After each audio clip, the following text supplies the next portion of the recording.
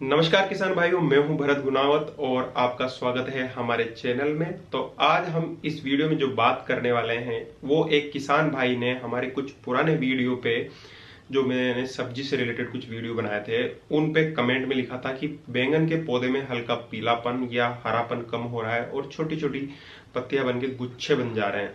तो आज हम इसी समस्या के बारे में बात करने वाले हैं। आपको कारण बताएंगे, इसके सिम्टम्स कैसे होते हैं वो बताएंगे, मतलब लक्षण कैसे पहचाने आप शुरुआत में खेत में, और फाइनली हम बताएंगे आपको नियंत्रण, जैसा कि हम हर रोग की जानकारी आपको वीडियो के माध्यम से पहुंचाते हैं उसी क्रम में।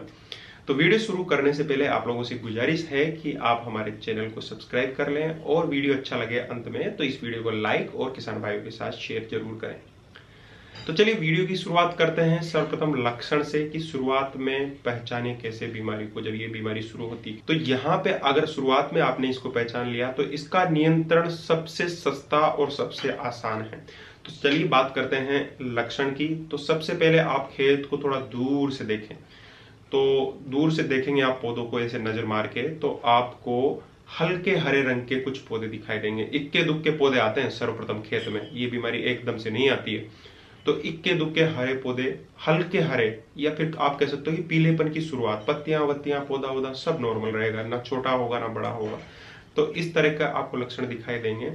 उसके बाद में यही पौधे, इनमें तभी से फूल आना और फल लगना बंद हो जाएंगे और ये बाद में ये बड़ी जो पत्तियां हैं, नॉर्मल पत्तियां, ये तो झड़ जाएगी या खत्म हो जाएगी समय के साथ, और छोटी छोटे छोटे छोटे गुच्छेदार छोटी छोटी, इतनी छोटी छोटी सी पत्तियां, बिल्कुल इतनी ही छोटी छोटी सी पत्तियां गुच्छों के रूप में लग जाएगी और इसी तरह से पौधा बांझ हो जाता है। तो ये इसको पहचानने का सबसे आसान तरीका है।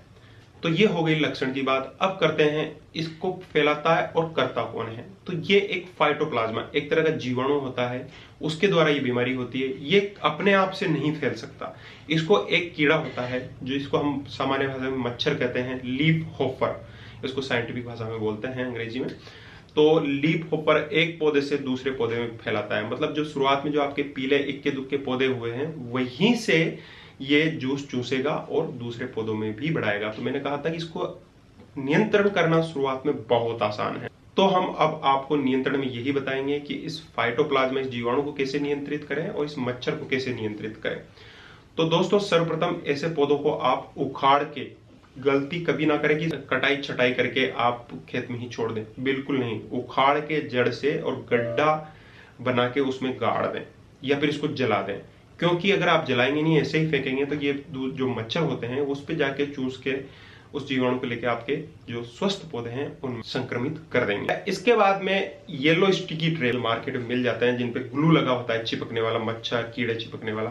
वो 16 से 15-16, मतलब लगभग 1 हेक्टेयर में आप उनको जगह जगह पे लकड़ी के डंडे पे गाड़ दें। इससे 2 फायदे होंगे। एक तो मच्छर की पॉपुलेशन, जो जनसंख्या है, वो आपकी फसल में कम हो जाएगी।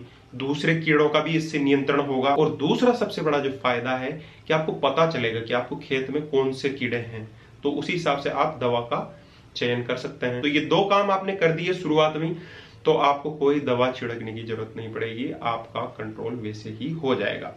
अब बात करते हैं ऑर्गेनिक खेती करने वाले किसानों के लिए। तो अगर जनसंख्या मच्छरों की या फिर इस प्रकार के पौधों की बढ़ रही है आपके खेत में, तो आप वहां पे पायरेथ्रिन का उपयोग कर सकते हैं। एक ये ऑर्गेनिक पदार्थ है जिसको आप, ये पौधों से ही निकलता है, तो आप इसको ऑर्गेनिक खेती में यूज कर सकते हैं। दूसरा जो एजेडिरेक्टिन है, जो कि नीम के पौधों से बनता है, ये निम्बिसिडीन या फिर निम्बैक्स के रूप में आपको मार्केट में खूब मिल जाता है आजकल। तो इन दोनों का उपयोग आप ऑर्गेनिक खेती में कर सकते हैं। अब बात करते हैं हम नॉर्मल किसानों की जो ऑर्गेनिक खेती नहीं करते हैं। तो वहां अगर मच्छरों की संख्या बहुत ज्यादा है या फिर इस तरह के लक्षण आपके क्षेत्र में बहुत ज्यादा दिखाई देते हैं, तो उनके लिए मैं आपको 2-3 केमिकल बताता हूं। इनका उपयोग कृपया करने के तुरंत बाद आप फसल को मार्केट में ना बेचें। तो शुरुआत में ही ये सब उपाय लें ताकि फलों के टाइम पे आपको इन केमिकलों की जरूरत ना पड़े। तो इसके लिए आप डाइमिथियोड को यूज कर सकते हैं। उसके बाद में आप धानुका का डोमर यूज कर सकते हैं, इसमें डाइनिटिफ्यूरॉन होता है। उसके बाद में आप यूपीएल का फ्लोनिकेमिड यूज कर सकते हैं, 50% जो आता है, उलाला के नाम से आता है। तो दोस्तों ये सब चीजें थी इस बीमारी के बारे में, और मेरा जो पर्सनल एक्सपीरियंस है कि शुरुआत में मैंने जो 2 चीजें आपको बताई, येलो स्टिकी ट्रैप और पौधों का, मतलब शुरुआत में ही पहचान के मतलब खत्म कर देना, तो आपको बिल्कुल भी जरूरत नहीं पड़ेगी इन केमिकल्स और इन सब चीजों के यूज करने की। तो उम्मीद करते हैं दोस्तों ये वीडियो आपको पसंद आया होगा, ये जानकारी आपको पसंद आई होगी। पसंद आई तो लाइक कर देना, शेयर करना व्हाट्सएप पे, फेसबुक पे, जहां भी आप किसान भाइयों के साथ शेयर कर सकते हो, ताकि ज्यादा से ज्यादा लोगों को ये जानकारी मिले। वैज्ञानिक जानकारी है। और बात की तो मस्त रहिए, खुश रहिए, जिंदाबाद रहिए।